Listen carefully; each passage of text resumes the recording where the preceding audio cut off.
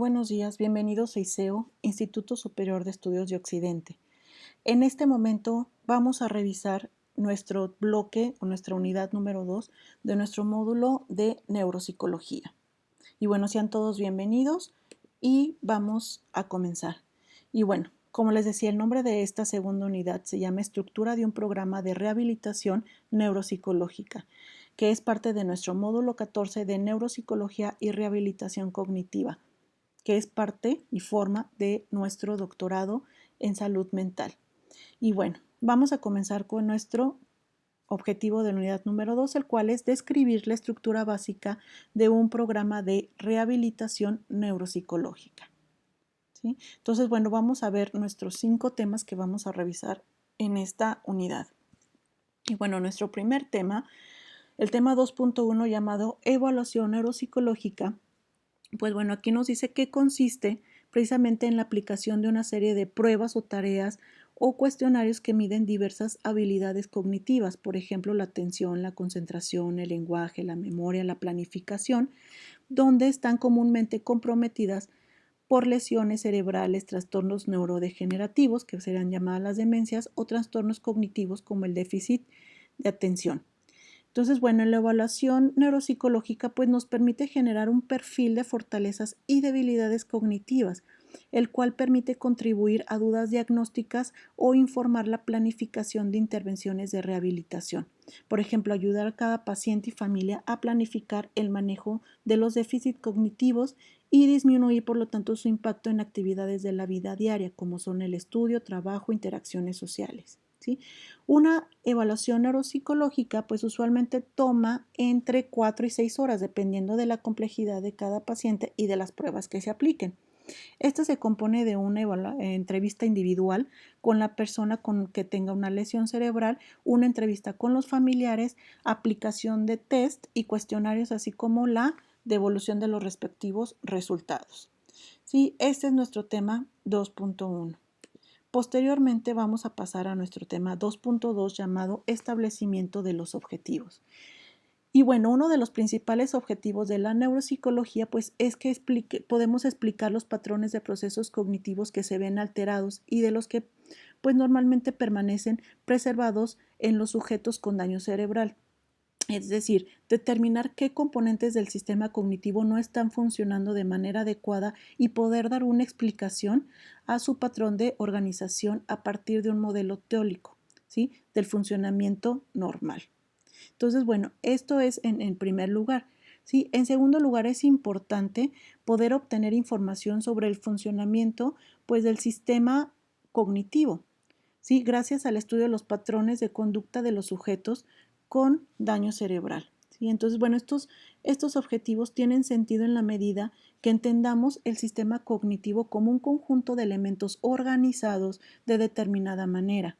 Las hipótesis que normalmente se refieren a la organización del sistema se basan en ciertos supuestos teóricos compartidos por todos los investigadores que trabajan tanto en el enfoque de la psicología cognitiva como en la neuropsicología cognitiva como tal. Entonces, bueno, este es principalmente lo que vamos a ver en nuestro tema 2.2. ¿Sí?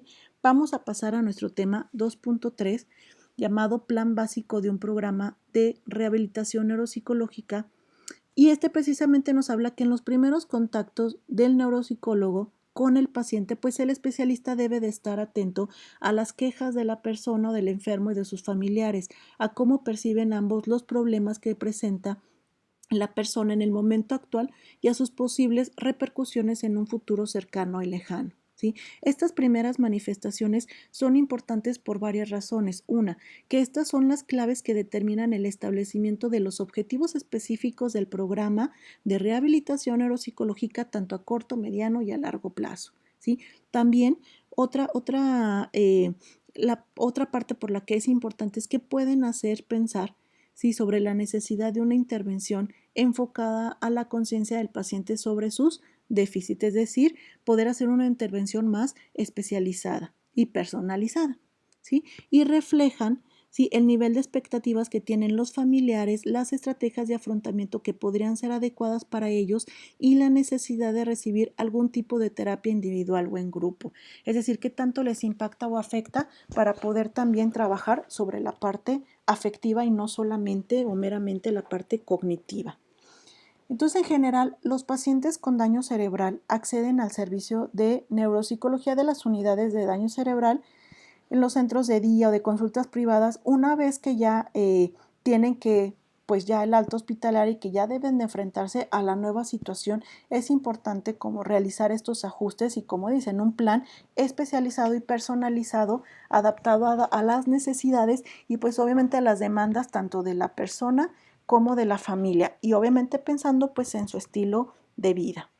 Y bueno, en nuestro tema 2.4, llamado Factores implicados en la elección del tipo de intervenciones, nos dice que, bueno, el origen de la neuropsicología pues se relaciona fundamentalmente con el hecho de que hasta recientemente pues no existían muchas técnicas que permitieran observar el cerebro en vivo.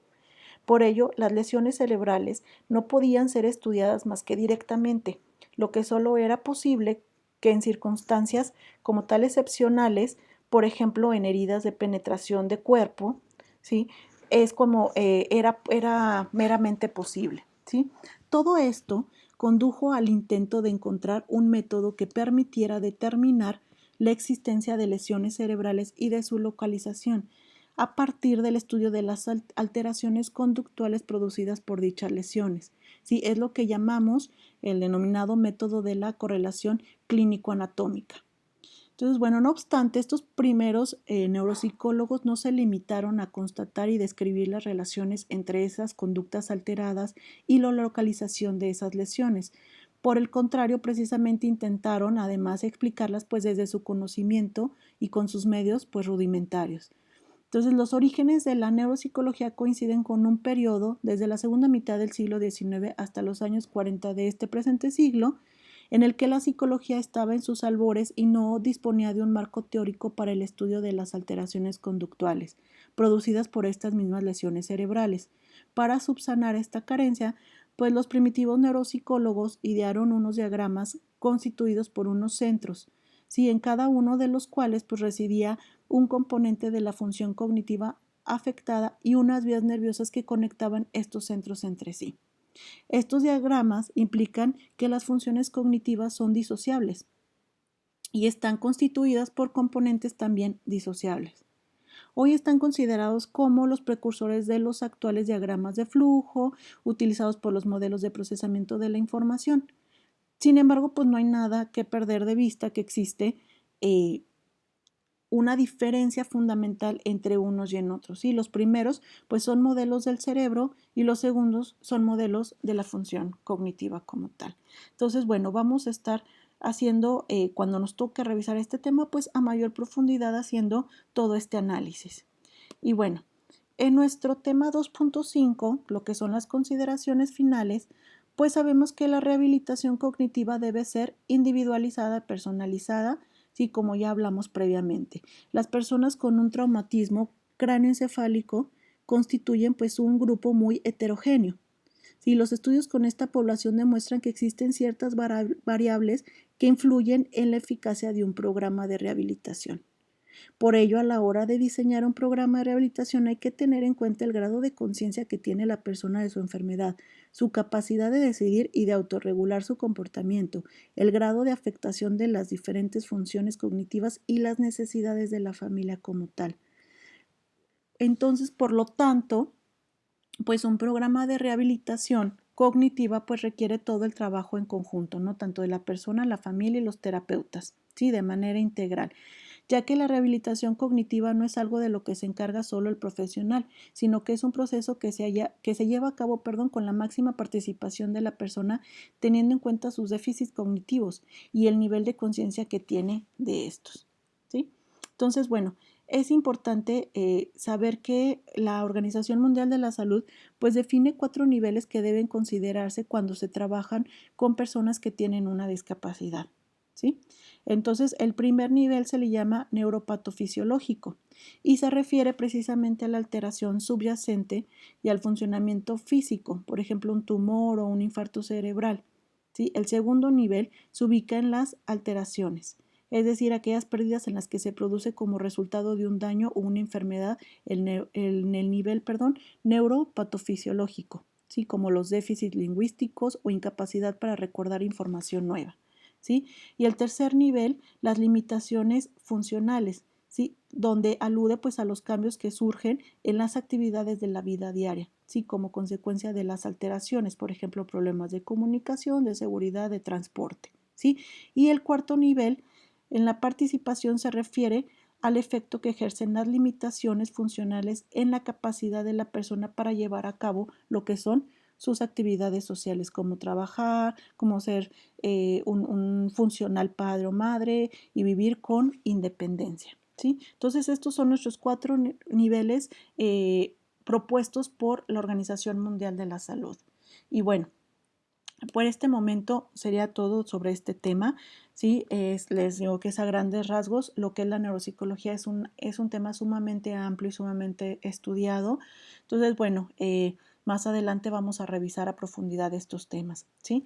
Les agradezco, sí, enormemente su tiempo, su disposición. Quedo totalmente a sus órdenes y espero que tengan un excelente día. Saludos.